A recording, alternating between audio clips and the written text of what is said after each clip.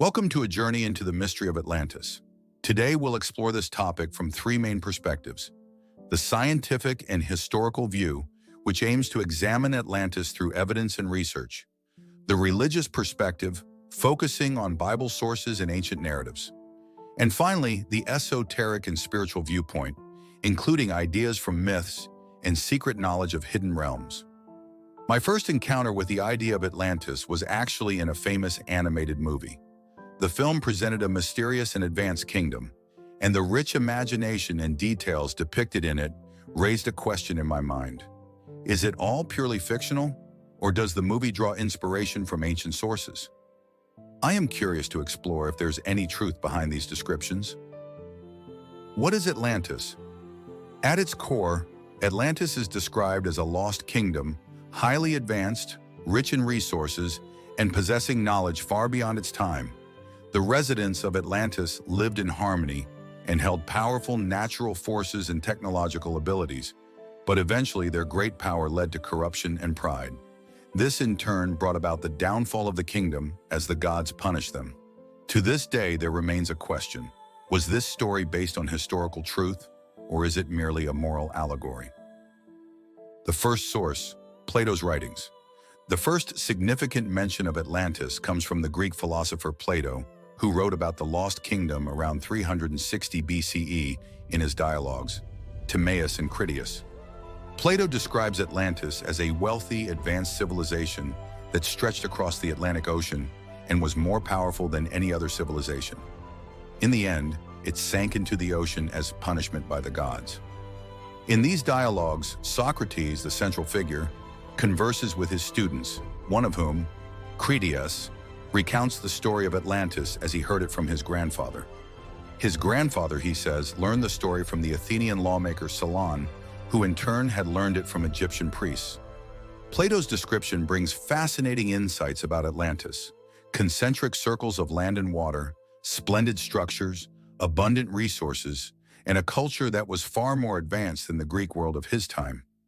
Plato writes, Atlantis was a kingdom of wealth and resources, with knowledge and technology unheard of in its time. But as its power grew, so too did its corruption. Its greatness turned to hubris, and as a result, it was punished and sank forever into the depths of the sea. Thus the story poses a question: was it a moral allegory about pride and the lust for power, or a depiction of a civilization that existed in the distant past? The scientific and historical perspective. Now let's look at the scientific and historical view.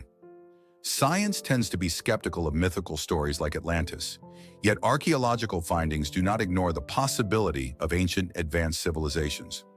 Modern humans, Homo sapiens, have existed on Earth for around 300,000 years, according to genetic and archaeological evidence. Even earlier, there were fossils indicating the existence of ancestral human species millions of years ago. The earliest basic tools and structures date back millions of years to the Paleolithic era. However, only with the invention of cuneiform writing around 3200 BCE by the Sumerians did we start to see written documentation of civilizations, known as recorded history. This means that civilizations before that time lack written documentation, and we can only understand them through archaeological findings. These findings, fossils, stone tools, ancient structures, offer a glimpse into humanity's distant past. While there are no written records of advanced civilizations like Atlantis, science neither confirms nor completely rules out the possibility that advanced ancient cultures existed before recorded history. Thus, while the story of Atlantis remains a mystery, there are subtle hints that ancient cultures may have been more advanced than we currently understand. The Jewish perspective and floods. In Judaism, there are descriptions of divine punishments and floods that submerged the world in ancient times.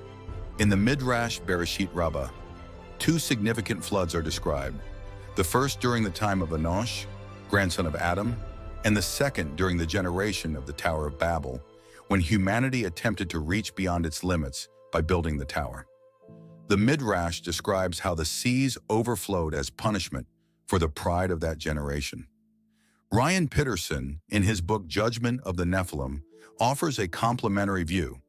He suggests that Plato's description of Atlantis parallels the account in Ezekiel 31 of a fallen angel who established a magnificent and corrupt kingdom. Peterson adds that Atlantis was constructed in concentric circles, similar to the ancient stone circle of Rum el-Hiri, the Wheel of Giants, on the Golan Heights, a site with concentric stone circles often called the Stonehenge of the Middle East.